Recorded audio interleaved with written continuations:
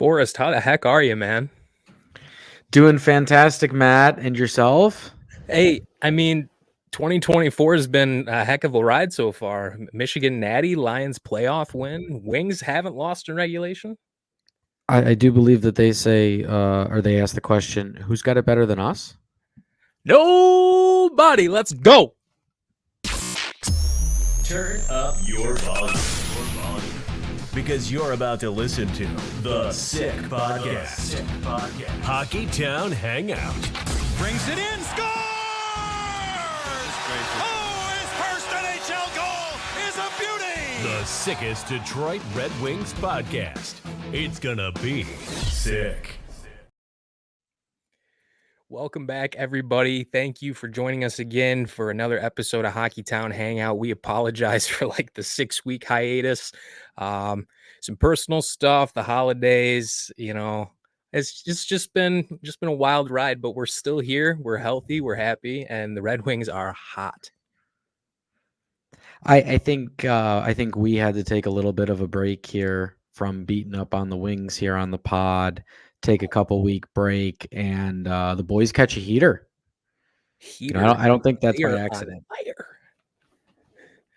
Yeah, no, you think of the December they had, and it starts for me, it starts with that image of Dylan Larkin lying motionless on the ice, and goaltender injuries after that. You coupled that with maybe the worst 2 or 3 week stretch of Jeff Petrie and Ben Sherratt and Justin Holl's career all at the same time.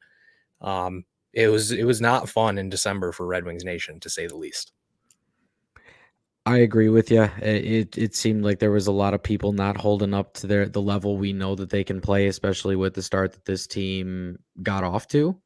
But we knew that we were going to find out a lot about this hockey team when the calendar flipped over to 2024. We knew that they were going to have their massive West Coast road trip, and they were going to be playing a lot of teams in a playoff spot at the time.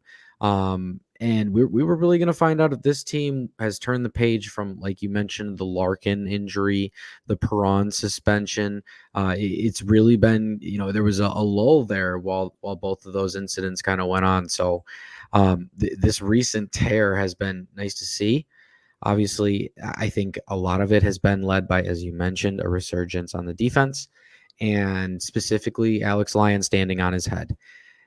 Goaltending is what is going to drive this team. And when Alex Lyon is back there standing on his head against some of the best offenses in the league, you feel really good about your chances on any given night. Yeah, we could spend the next half hour talking about how Alex Lyon has been playing since he came back from injury. You talk about a guy who got hot at the right time last year, carried a team into the playoffs, and he's getting hot right now here as we turn the calendar into 2024. Obviously, we still got, some more runway in front of us, as they say. But you got to be really encouraged with what you're seeing from number 34 in red and white right now.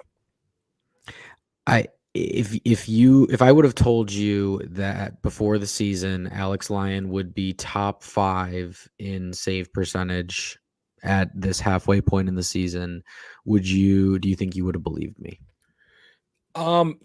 Probably not. But also now that we're here and you say that, it's really not that surprising, because he's a guy who to me, he's like an elite puck tracker. He has the ability to move side to side so quickly. He's always dialed in. He seems like he's always kind of on top of it. And, he lets in the occasional bad goal here and there, but that's across the board right now in the whole league with an average save percentage of 900, 905. But I really like what I'm seeing from him right now. And it's his net as far as I'm concerned. You don't just give it right back to Hoos when he's ready. He's got to show you something. He's got to show you that he's ready to take it away from a guy who's, maybe the hottest goalie in the league right now. I would agree. I definitely think he's one of the hottest goalies in the league. I don't want anybody to think that I was trying to be negative about Alex Lyon there, because he has been a lot of, what has carried us over the last couple of weeks. But to have him sign for 2 years, under $1 million, dare I say, one of, if not the best free agent signing in Steve Yzerman's time as a GM. Obviously, last year he single-handedly carried the Panthers to a playoff spot. They were struggling for most of the season, and they catch a heater the last 2 months. They catch actually absolute fire, and go all the way to the Stanley Cup Finals. So we know that he can do it. I think we obviously expected him to outplay that contract since it is so low, but to get somebody like that for 2 years, I mean, some fine work by Steve working on the Yeah, margins. I mean, easily his best goaltending signing since he's been there for sure. But like, it's not like that was difficult to do. Um, but yeah, I mean, it was so brutal there in December when we were fielding friggin' James Reimer and Michael Hutchinson. Michael Hutchinson got a game in net for the Red Wings, dude. What? And I was just looking at the schedule too in December, and their most recent regulation win in December was December 12th, 6-4 against St. Louis. And then they went the rest of the month without winning a game in regulation. They won a game in overtime against Nashville late in the month, and then they had a 7-6 shootout winner against the Flyers, but everything else is a regulation loss. And like, you want to talk about, I mean, your captain's not there. You have a 2/3 goalie as your starter and then an AHL guy backing him up. I mean, like, morale around the holidays could not have been great there. And the ability to not like panic. And thankfully they did get off to a good start, and it allowed them to like fade a little bit and not like be too far out of it, at least. I mean, I think at one point they were probably 6 or 7 points out, which is a decent challenge to recover from. Yeah. But wow, dude. I mean, the 6-0-1 this month or 7-0-1 or whatever it is. I mean, your only loss of the month so far is an OT loss to Connor McDavid. Like, I mean, give me a break. I mean, these guys, you have to acknowledge the fact that they're playing some of the best hockey in the National Hockey League right now. And I got to tell you what, I was listening to a lot of NHL Network radio today because I drove all over the friggin' place for various things, and they barely talked about the Red Wings. I mean, that game last night against the Panthers, I mean, you talk about like a statement game in a run that they're on. I mean, like, and like no talk about them. And I think that's kind of probably how they like it. I mean, that's how the Lions like it. I think that's just kind of a Detroit thing. Like, don't talk about us. Like, let us just go to work. And that's how they've been playing hockey the last 3 weeks here. I think that's an interesting point. You mentioned that nobody's talking about it on NHL Network. I think that you had a good point there. Nobody really talks about Detroit unless our teams are truly that good. I mean, the Lions are just now being talked about on ESPN and have only been talked about on ESPN for the last week or so. And they won a playoff game this past weekend. Like, Detroit is definitely very disrespected. Like, we had Matthew Stafford on the Lions for a long time, and you never heard about the Lions. So it's definitely gonna take teams taking the next step, the Red Wings taking the next step, making a playoff push, making people talk about them. When this team was buzzing early in the season, it was the offense, and they hit a lull. The offense stopped producing, and all of a sudden now we're seeing them win tight games. Are we seeing the evolution of the Red Wings here, learning how to be a winning hockey team? Goodness, I hope so. Going to the Lions playoff game this past weekend was unreal, and I just can't wait to go to Little Caesars Arena and experience a Red Wings home game there. Yeah, Forrest, talk to our audience about what that atmosphere was like at Ford Field last Sunday. By calling it electric, that would be doing it in injustice. It was unlike anything I've ever experienced.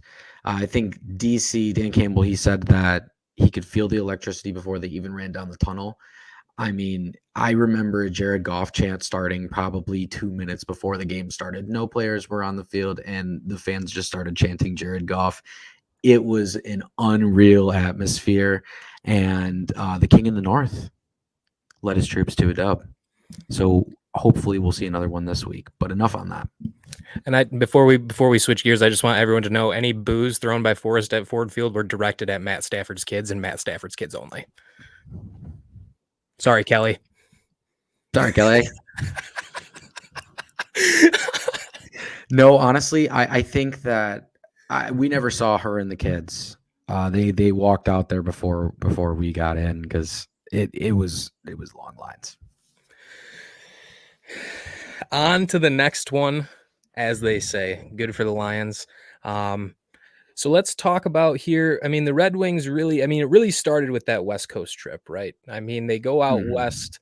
I feel like I saw a graphic that was the first time they swept the West trip since around last time they won a Stanley Cup. I don't know if it was 2008 exactly, but it was around then. I think you're 100% right. I'm pretty sure it was the '08 season exactly. So not that this team this year is in that same sentence, but they put together 3 of the most complete games I've seen from them in a while. Obviously, they beat 2 teams that aren't exactly in a playoff spot, in the Ducks and the Sharks. Obviously, the Sharks are, I think, the worst team in the NHL, but obviously they've played us tough. So the biggest thing for me was that first Sharks game, with us dropping the ball against the Sharks at home the last time we played them in the fashion we did, blowing a late lead. This was going to be a tone-setting game. So to see them come out and really play well, and I know it wound up 5-3, but it didn't seem like it was ever in doubt. And I think it's been a long time ever since we've had one of those games. It's always been sweaty at the end, like the Panthers and Wings last night. You're not sure who's going to play or what's going to happen, because it was a fantastic matchup all night. And those awesome rivalries in the NHL, those are what keep you on the edge of your seat, because you never know what's going to happen. God, hockey's so cool, man. It truly is the best sport to watch live. And I know a lot, don't get me wrong, football is my favorite sport. Hockey is my favorite sport. Football is second, but watching football on TV, I would say, is better than watching hockey on TV. I think watching hockey is the best experience out of any sporting event possible. Yeah, no, for sure. And shameless plug, if you live in the Metro Detroit area and you haven't been to a Motor City Rockers game, those fucking games are electric. They're cheap. Beer's cheap. You're right on top of the action. If you're someone who can't get down to Little Caesars Arena a lot and want a more cost-friendly option to watch some hockey, it's not an NHL quality by any means necessary. But man, that's an electric atmosphere down there in Fraser too, for our fans who want to see some more live hockey and maybe not spend $120 to do it. But moving on, on, say that's Hockeytown Hangout approved, Matt. Hockeytown Hangout approved. Yeah, I got pretty buzzed off of about $12, so that was pretty tight. Wow, in this economy? In this economy, yeah, in Joe Biden's America, we did that. Pull it down. So we lose to Connor McDavid at home in overtime, and then we have a real quick before yeah. we move past that goal he had, Connor McDavid. My goodness, I thought Ben Sherratt was going to be pulling up his pants after that, because he got undressed out there, and honestly, I enjoyed every second of watching it. It was really cool seeing it in person. We see it all the time against other teams, but to be watching it live and seeing it, I was like, damn, this dude is head and shoulders above everybody else. Yeah, and you see him do it, and it's like you're just desensitized to it now. I mean, if we saw a guy like Joe Veleno do something like that, everyone would probably just go nuts. But Connor McDavid does it, and it's just yeah, that's McJesus for you. But so you get a point out of that game. I'm really not mad about that. Especially get a really good Western Conference team. Sucks it's at home, but hey, you got a point. You kept the point streak alive, and then a rematch with LA. That was kind of a grind and bang type of game. Wanted in a shootout. Was that a Patrick Kane shootout winner in LA? Let me see. No, this one was 5-3 in regulation. We were up. No, the road game. Oh, you're saying the road game? Yeah. Yes, I think that was the Patty Kane shootout goal. Yeah. So that's a crazy game, crazy ending, and you have a rematch with them at home about a week later. And you beat them again, dude, and they're sliding a little bit, but around this, when they played on the 4th, they were regarded as one of the top teams in the West, and yeah. Now they're fading a little bit, but that's a really deep Kings roster, man. They have a really deep roster, and their goaltending tandem has really, really carried them so far, and they got off to a really hot start, lightning hot. I saw that they set the record for most consecutive games won to start a season on the road. Just an absolute nut stat for those Kings. But as we all know, with the hot and cold stretches the Wings have had, man, have they cooled off. And to be honest, we kind of have started that decline here. Well, obviously the shootout, Patty Kane doing what he does, Silky Mitts. My goodness, how fun is it to watch him on a nightly basis? I think for like the reason of watching the Red Wings alone, you got to tune in to watch Patty Kane. He is must see television. Him and Dylan Larkin together. But yeah, those Kings games, they really, especially the second one, they had it in hand the whole time. The Kings are definitely like a grind it style, wear you down, and the Wings took it to them, which just goes to show that on any given night when this offense has it, if they can just get a little bit of defense, they have a puncher's chance to win. And it really just comes down to dedication on the defensive end. Yeah, and well, I mean, on top of that too, I mean, they've also won a couple of games now while scoring less than 4 goals. So we're starting to see a little bit that they do have that ability to win those close 3-2. We haven't seen a 2-1 or a 1-0 win yet, but like once we get to the playoffs, if we get there, you know, you're going to have to be able to grind some of those wins out 2-1, 3-2. So it's important that they have some, you know, real evidence that they can do that now. You know, you do it against the Ducks, you know, whatever, not a big deal. But doing it on the road in Florida, I know it's not a regulation win, but still not a shootout either. You had to pot a third goal, and Dylan Larkin did that. So you know, obviously we want the offense clicking all the time. It's easy living if you're going into the third period and it's 5-1 every time. But you know, I mean, still this month we got, you know, 5-6 games left here. Got this road game in Carolina, and then it looks like we're on a 5-game homestand to end the month. But yeah, just really impressed with how they're playing right now. And then, I mean, that game in Toronto and the craziness that surrounded that. I mean, we got to talk about that game. Yeah. Wow. So, go ahead. I don't really know what happened. Did you got a breakdown on that, don't you? So unfortunately, this was the same day of the Lions home game.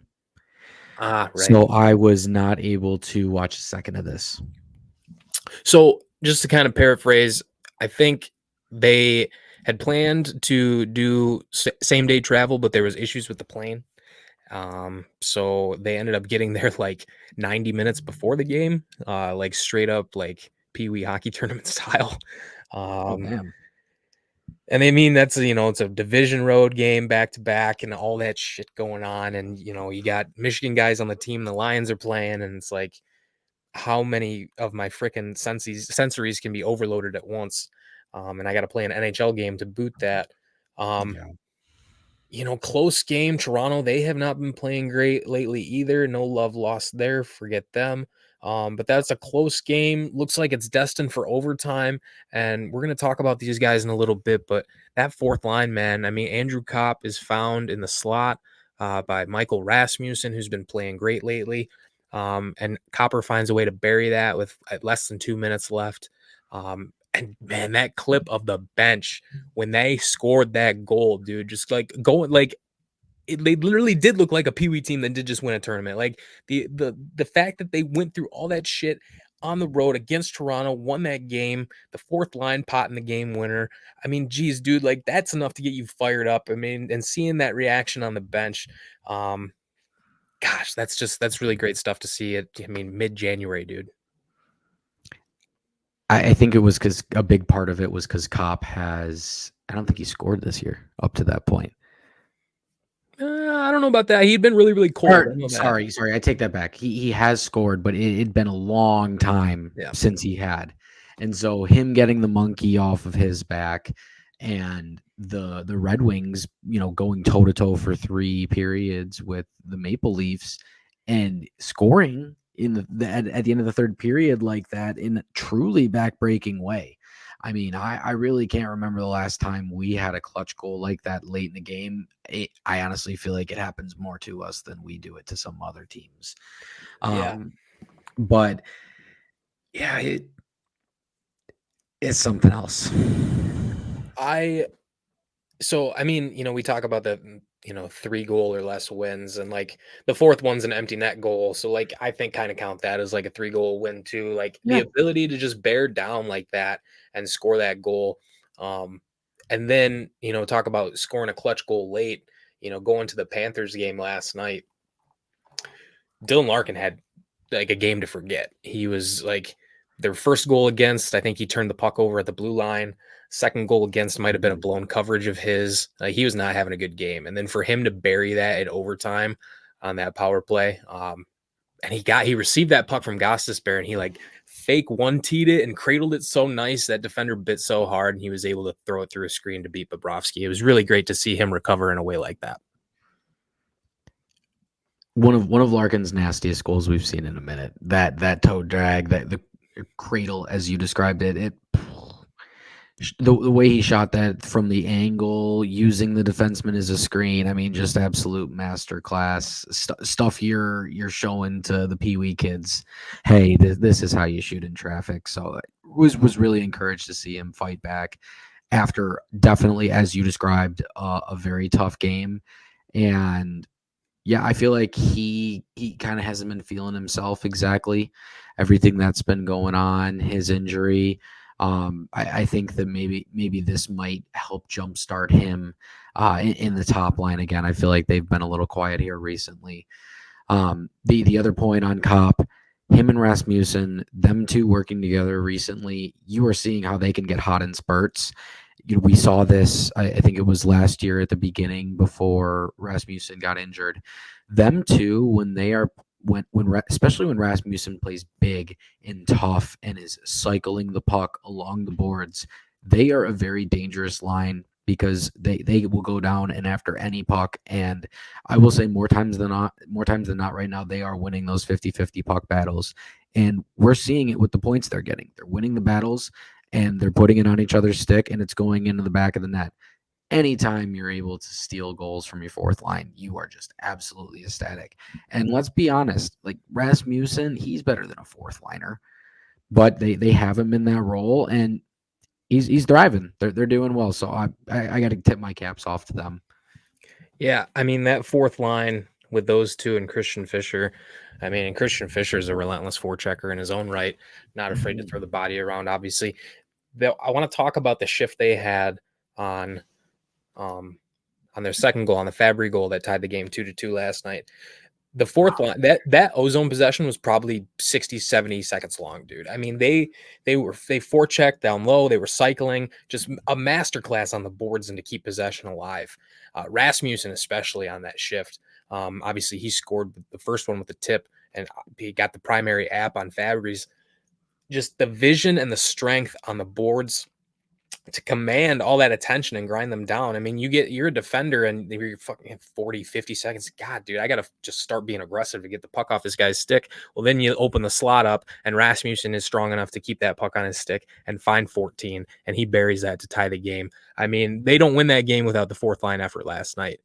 And like anytime when you can say that in the National Hockey League, like, hey, yeah, our fourth line played a big role for us last night, you were really sitting pretty. And it stinks too, because like other guys in the top six or whatever didn't have that great of a game. And maybe if they had that same type of energy and work ethic last night, maybe we win that game 5-6-2, but it didn't work out that way. And thank God that the fourth line showed up like they did. I don't think those three are going to get broken up anytime soon. And like, man, I sent out a tweet about it yesterday. I think like how annoying that is for other teams when those fourth line is just they're so annoying. Like you just cough the puck up and they won't. They're strong. They're pesky. Christian Fischer isn't afraid to punch somebody in the friggin' nose. Like I love the DNA of that fourth line right now. Love it. Yes, you're absolutely right. Fisher's the third guy on there, and you mentioned his tenacity. That guy's never afraid to throw the body. I would say he's probably one of the most aggressive players on the team in putting the body on defensemen. And I do believe that he was the guy that stood up for Larkin after all that bullshit with Ottawa and the cross check to the head. So it was either him or Perron, I don't remember. No, Perron dumped the other guy. It was Perron. Perron was the one that got suspended for 6 games. Whoops. Oh, but yeah, Fischer was the one. So definitely, he's somebody I've really been impressed with. I think he's a super good value signing, and Daniel Sprong too. I didn't even realize that he's jumped up to the second line recently, and he's really putting up some good numbers. Another value 1-year contract for Steve that is panning out really super well. This team and the free agent signings that Steve has had, I think he really has done, like, with short contracts, Steve is a maestro. There is nobody better than Steve. It's just those longer ones and trading for people and signing them that we sometimes struggle with. Okay, but counterpoint of that, can you think of any GMs in the National Hockey League that have given out a 5, 6, 7, 8-year deal and you're like, damn, that's a good deal? Like someone who's like really good at it, like that you just like, it's all, I just feel like it's just kind of one of those things that they're all kind of average at. Well, I mean, not even like, I think like 4 or 5 year deal. Yeah. Like, cause point taken. I mean, 7, 8. Yeah. At the end, most of those aren't going to look good, but on those like 4 or 5 year contracts, or like, middle term, bridge yeah. 3 years, those midterm contracts, I think that's where the meat and potatoes is. Like, I mean, obviously Sherratt's in there, Kopp's in there, Comfort's in there, DeBrincat's in there too. Like, there's obviously some decent ones in there, but also some swings and misses. So, when you're trying to fill roster spots with usable players, it can get a little log jammed. And I do think they have gone back to the free agency route maybe a little bit more than I would like. But Steve also patched some holes with the DeBrincat trade over the summer. That I think that was a super massive move for this team, moving the needle, especially with the way they started out with him. Yeah. You mentioned free agents. I just want to pause real quick and tell a little story. So it was the same night as the Lions Cowboys game. PU. Ginger ales are flowing. I got the ginger ale goggles on, and and I got the Red Wings. They were playing so bad, and this was when like Sherratt and Hole and Petrie were all playing so bad. And I was getting on Mark Howe's case on the Twitter account, and I looked up that I think I looked at his EP. I can't even remember, but it said he was the director of pro scouting for the team, and it ended in 2021. And I missed that key detail before going on a Twitter rant. So that's my bad. Apparently, Mark Howe has not been the director of pro scouting for a couple of years now. I own that. That's my bad. I deleted the tweets. But still, I did find it interesting that I can't find anything on the Wings website or anything about who their director of pro scouting is now. I don't think they have one, which is interesting to me. What is Draper? I'm pretty sure he's director of amateur scouting. I'll pull up their scouting. Stuff, Okay. But yeah, I just find that really interesting that they don't have one. If I can pull up their thing and confirm that, because it seems to me like that's kind of like, I don't know, maybe an important position to have. But regardless, got to be careful with those ginger ales. Yeah, I know. Don't These ginger look ale, like ones. ginger ale, man. Don't ginger ale and tweet. But yeah, I mean, I'm on their thing. We got Yzerman here, Horkoff, assistant general manager, Chris Draper, assistant general manager, director of amateur scouting, Yuri Fisher, associate director of player personnel, got Cronwall, European player development, director of hockey operations. I don't see anything on director of pro scouting. We got some pro scouts listed down here, and like Kirk Mulpey and Chris Yzerman and guys like that. But I don't see anything. We see Håkan Andersson as the director of European scouting. I don't see anything about a director of pro scouting, which I find super, super interesting. It is interesting.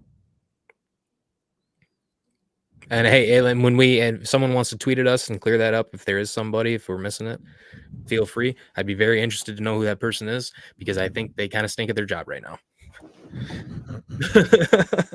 But regardless, I think that pro scouting department needs some work. Doesn't matter who's in charge, or if no one's in charge, or if it's just Steve in charge or what. I think we need to bring someone in who has a little bit better eye, maybe a little bit more, I don't want to say Moneyball style, but somebody who can think in a way that, we don't just see, oh, here's this UFA. He's, 31. Let's offer him 5x6. Like we have to try and find a way to identify some players that can help us and just be more creative. Like, I don't understand. Like, I know the whole offer sheet thing sucks, but I really wish we would see it more with like kind of like more depth RFAs, because I think there are a lot of, you know, RFAs around the league that probably aren't going to sniff the club that they're on. And, you know, I just wish we would kind of see that more. I think I want to see a little bit more player movement in the National Hockey League. I really like the player movement aspect of the other leagues, and I feel like the NHL stinks at that. And I don't know why that is. I really wish that the league would find a way to bring more player mobility to the league. You made an interesting point there. Player mobility, definitely the NHL is not as mobile. Players stay with teams for the most part, and they don't really change until late 20s, early 30s for the most part. And so by that time, you're obviously paying for the downfall of their career as opposed to the beginning. I'm gonna be honest, I completely just lost my train of thought there. I don't know. I don't know if, I just had something up in this noggin and completely lost it. Hey, don't podcast in ginger ale, man. We talked about this. No, but no. I get what you're saying, though. I mean, you see, I mean, like a guy in like the NFL, right? I mean, I think like, I don't know what the exact wording is, but like, I mean, you see a guy like Chase Young get traded for a couple of picks, and he just got drafted a few years ago or some shit. You know what I mean? And like, or, you know, in the NBA, obviously the salary cap in the NBA is a joke. Players kind of run that league in and of itself. Baseball has, you know, X amount of time served before you can be a UFA. Hockey does something similar. But like, I don't know. I would like to see it kind of simplified a little bit, just so we could start to see maybe a little bit more mobility. And I think, you know, with this younger crop of players, I mean, you look at the whole Cutter Gauthier, excuse me. And, you know, who knows the full details of that situation. But I think this younger crop of players isn't going to be as, you know, follow the mold as, you know, maybe some, you know, players who are from Gen X or millennials or whatever who played in the league. But it'll be interesting to see as we, you know, progress 5-10 years in the future in the league, how that kind of shapes out with the salary cap going up and the Players Association and the next CBA and all those types of things. I like your point about I'm going to butcher it, Gauthier for Drysdale trade. When is the last time we've ever really seen a high-profile first-round pick change hands before they, you know, they even sniff coming to the NHL? Yeah, I think that maybe we are starting to see a little bit turning of the tides, which I think is interesting. Because we don't really ever see that. You made the point about offer sheeting free agents that are, you know, depth free agents, and I think that's super intriguing because, you know, with the cap being as stuck as it has been, there are a lot of cap strap teams. Like we're seeing Tampa Bay even start to fall apart at the margins here. It does happen to everybody. So I do think that you can. I don't know exactly where the cutoffs are off the top of my head, but I know there's a cutoff in like the $2 to $3 million range. If you're looking at somebody to throw a bridge contract out there at a cap strap team, I don't know why you don't throw a second round pick out there and try to scoop up somebody with a shorter timeline than spending that second round pick waiting on 4 to 5 years to develop them. I think that I think to your point, maybe that is the next evolution of the offer sheet. We've only seen it happen a couple times. So I think that actually be a super creative way, Matt, for a team to, you know, put a contender, we'll say, in a bad position. But I know that a lot of that offer sheeting is kind of frowned upon in the GM's fraternity. And it, you know, trust me, I roll to that too. I don't understand why. Like at the end of the day, there's a salary cap. Everybody has to follow it. Everybody goes through cycles of having good, bad cap. You know, it ebbs and it flows. So when there's a team that is in trouble, you take advantage of them. And, you know, one man's trash is another's treasure. So I think that maybe that's a way we can see some more. I think teams at the middle bottom need to start taking that route over the summer and taking a chance on a second round pick in the $2 to $3 million round range, $2 to $3 million range, and trying to get somebody that's maybe a little bit more NHL ready, and speeding up that clock for the teams that aren't getting the top picks, like the Red Wings and the Flyers and the Senators, teams that, well, scratch the Senators, they've been getting a bunch of high picks, but some of those teams that haven't been getting in the top 2 spots, and getting the high profile talent that for sure is NHL ready. And I'm not an NHL GM by any means, but I feel like if if I was Steve Yzerman, if someone offer sheeted a guy like Joe Veleno, 3x3 or whatever, whatever the compensation is, you probably match that, right? Not a big deal. Mm-hmm. But I think what would piss me off more is if I'm in the playoffs and I run into a team that, had a top 6 scoring winger on LTIR all fucking year, and then now all of a sudden they're all good and they're in the lineup, and the team that I'm playing is 10, 12, 15 million over the cap. I have a big time problem with that. I don't have a problem with the teams doing it right now because it's legal. You're not breaking any rules. More power to you. Fine. But you got to find a way to address that in the next CBA, because that's super fucked. You could just like Mark Stone, he needed surgery or whatever on his back or whatever the fuck it was. But you bring a guy like that back into a Vegas team that was already a top seed in the West. It's just it's legal, and I guess I'll give it to the GMs that do it. They're finding a way to win at all costs, and I give them credit for doing that. But let's just bring in a luxury tax or a soft cap or something. Can we get somebody running the fucking league that can be a forward thinker, for crying out loud? I'm so tired of these old hockey pricks running this shit and running it like it's still fucking 1989. It's so dumb. But Gary Bettman does such a great job. He's made so much money for the NHL and these franchises over the last 30 years. He's done such a great job growing the game. He's a fucking clown, and I'm not afraid to say that. Hey, he has held back the league in so many different ways. There's a reason that man is booed every time he brings out the Stanley Cup trophy at the end of the year. It's just something else. And when he retires, it's just going to be Bill Daly, who's another old dude. And it's so annoying because it's there are a lot of people in the hockey community who are young and forward thinking and have great ideas. And I don't know if they'll ever even sniff the best league in the world, even though I think there are a ton of qualified people at the D1 level, major junior level in Europe, Russia. There's so many leagues. There's so much talent in this sport at all levels. It just sucks that the NHL is so much it's such an old boys club at the end of the day. And it's just unfortunate because I think a lot of organizations could be better off by giving people who are qualified by the body of work they have amassed within the sport.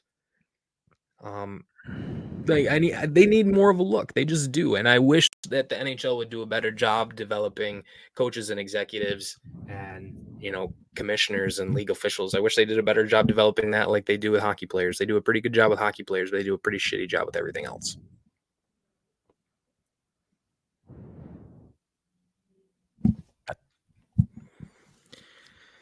I really don't have anything to say to that. I agree completely. I think that's play Hail to the Victors right now.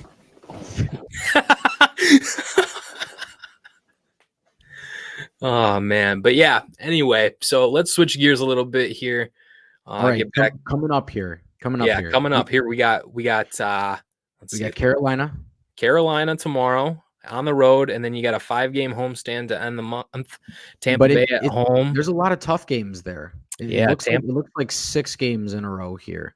You got Lightning, Stars, Flyers, Golden Knights, Senators, Canucks.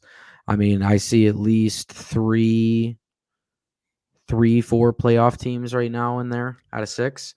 So, continuing the rough stretch in January here, obviously, at least we get to stay home and don't have to travel out west or anything like that. But another meat and potatoes point in the schedule here.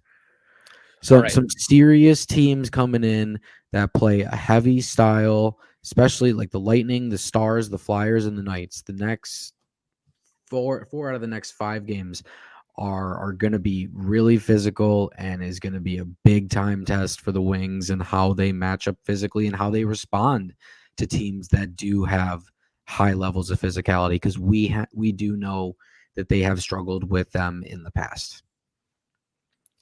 Yeah. So as it sits right now, they're at 51 points in the standings with Okay. 6 games remaining this month. That means there's 12 more points up for grabs. So if they went undefeated the rest of the month, at the end of January, they'd be sitting with 63 points. What do you think they finish January with? You want to go game? Let's go game by game. Yeah, How do you like that? let's go game by game. All right, Carolina. I will say regulation win against Carolina. I'll say OT win. Okay. I was gonna say OT win against Lightning. See, I think that will be like one of the losses. I don't know if it'll be in regulation or overtime, but hopefully it's an overtime at least. But Tampa, I mean, we've been playing them pretty well lately. It's hard to have a team like that's number, and we're kind of due for a loss at that point anyway. So give me that as the trap game. Gotcha. I have us getting spanked by the Stars. I think they get 2 points out of the Stars. I think that's a game. I think if Dylan Larkin can play well these next couple games, he's very familiar with that opponent, and that hockey players have a long memory and a short memory. So I like them to win against the Stars. Quick point on the Stars. Fuck Jamie Benn. His Yep. dirty ass, cross-checking to the neck, bitch ass. I do not like him. And for anybody who goes to that game, please make sure that you boo him. He absolutely deserves it. He is dirty and he is scum. And throw in a boo for Kelly Stafford's kids too while you're there. All right, next game. Next game, Flyers. Yeah, Flyers. I like how we match up with the Flyers. I really do. Okay, you're saying they're gonna have trouble. I got an OTL here. No, I think they're gonna beat the Flyers. Okay, so looks that's got us half. How many games we want to go here? You said we got 12 games for the next. No, six games. So we also right. the rest of January is home against the Knights and then home against the Senators, which I think right. they'll win both games. So Knights, I've got a loss on that one. Vegas is injury riddled right now, dude. They're dealing with some injuries. I don't like them to beat us at home. We'll see. I mean, that's still what, 9 days from now. True. As you know, lock and change. And then Senators, I've got that one. I'll call that one a win. I think if they can finish the month right around 60 points, I think they're in really good shape. So I got what? 2, 4, 5. I got 7. I got 7 points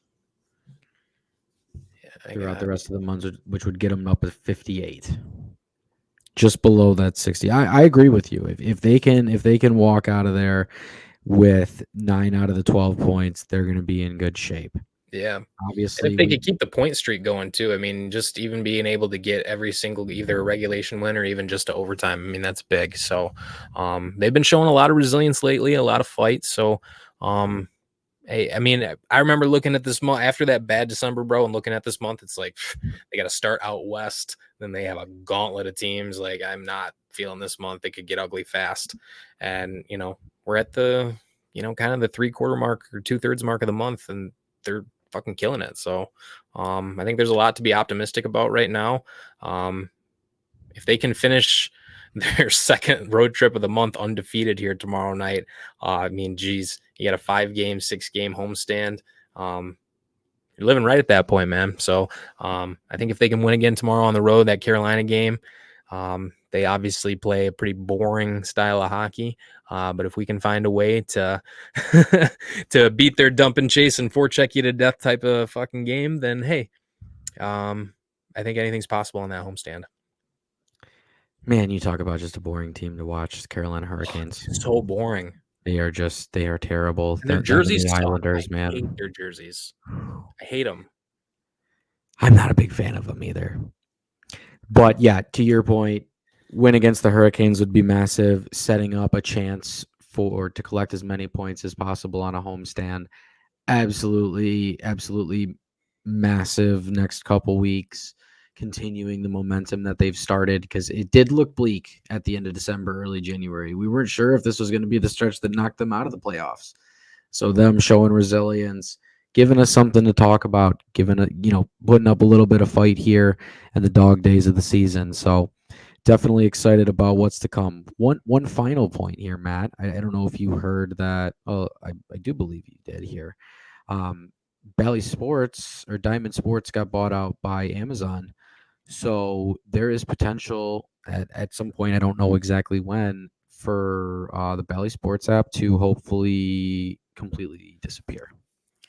Yo, Which I think, as Red Wings fans, a lot of us will be excited for the day we don't have to deal with Bally Sports and that godforsaken app ever again.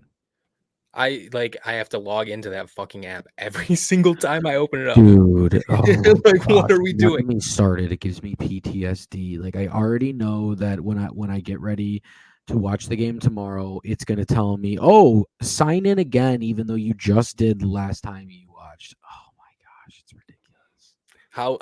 How spoiled we've become in the modern world. I can't Well, be you know bothered it's to gonna type be in my fucking seamless on email again. Amazon. It's gonna be seamless on Amazon the same way the Thursday night games were seamless on Amazon for football the second they started up. I'll be curious to see, like, is it going to be like an Amazon production? Or are they going to stick with the Bally thing, but it's just going to be owned by Amazon? I'm sure, regardless, the user interface is going to be 10x better. But yeah, so if you don't have a Fire Stick, you might want to buy one.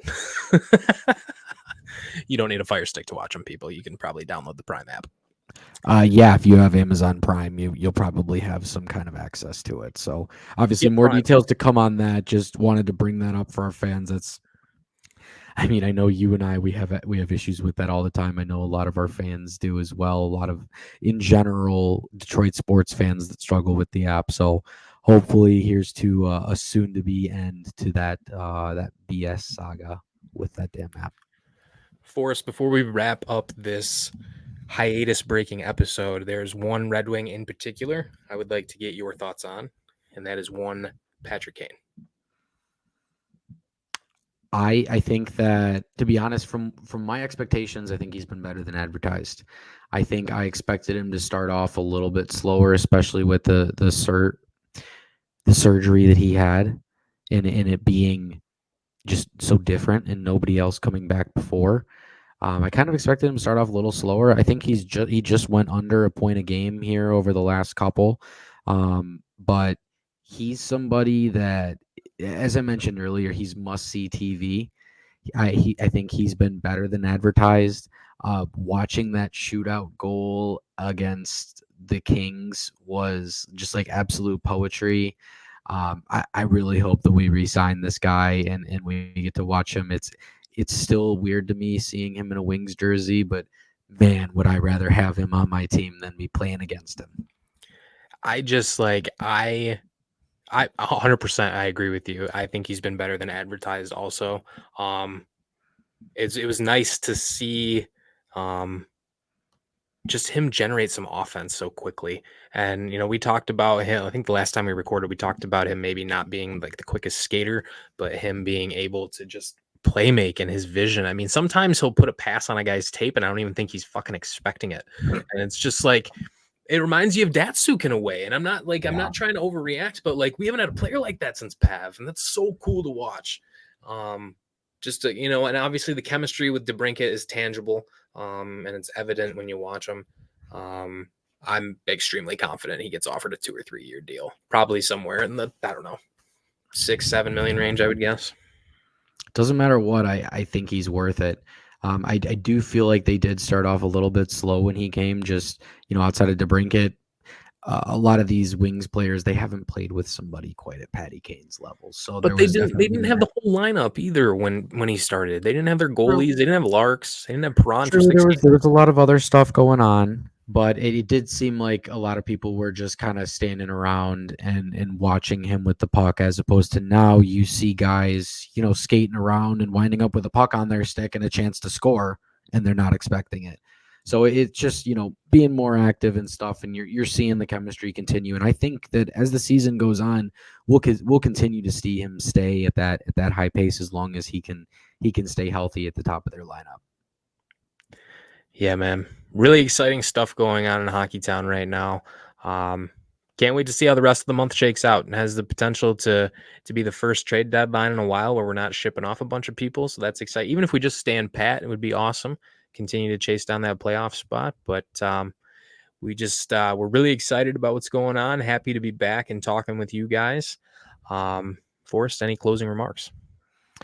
Just happy to be back, and hope everybody's had a good wrap up to 2023 and a great start to 24, and excited to get to you guys for the rest of the season. As always, this is Hockey Town Hangout. Jim Harbaugh, please stay. Please. And that's a wrap. Hope you don't miss us too much until next time. Follow the Sick Podcast Hockey Town Hangout on YouTube, Facebook, Google Play, and Apple Podcasts.